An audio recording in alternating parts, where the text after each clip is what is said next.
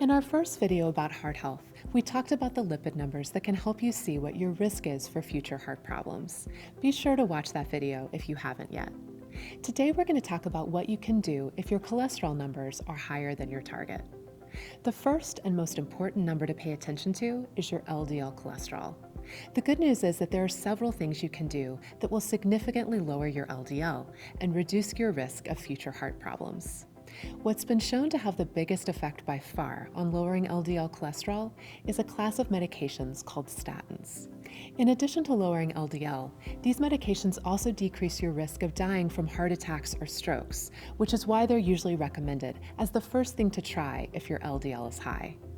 The side effects for these medications include tiredness and muscle aches, but those are actually pretty rare. If you're having side effects from a statin medication, you can work with your doctor to change to a lower dose or switch to another brand after waiting a few weeks, and that will often address the issue. There's also another kind of medication for those who can't take statins called ezetimibe that does lower LDL, but there aren't so many studies that show that it lowers overall mortality as statins do. If your LDL continues to be higher than your target, there's a new class of medications called PCSK9 inhibitors that have been shown to lower the risk of cardiovascular events. These medications are injections and quite expensive, so you'll need to call your insurance company to see if they're covered. When it comes to lifestyle changes, studies indicate that exercise has some effect, while changes to your diet can be slightly more helpful. There's an eating approach called the portfolio diet that focuses on a combination of foods that have been shown to lower cholesterol: soluble fiber, soy protein, plant sterol-enriched margarine, and nuts. You may want to take a look at this diet or focus on foods in these categories if you're trying to lower your LDL.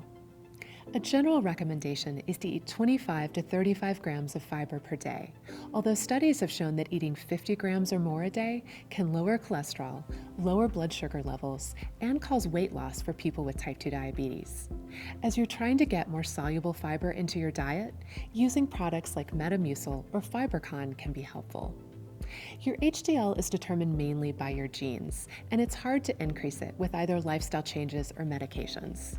Increasing your fitness, eating fewer foods that have trans fat, and eating less processed meats, which are high in saturated fat, can help a little.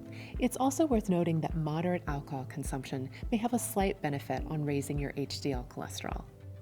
And that's what you need to know about improving your cholesterol levels and your heart health.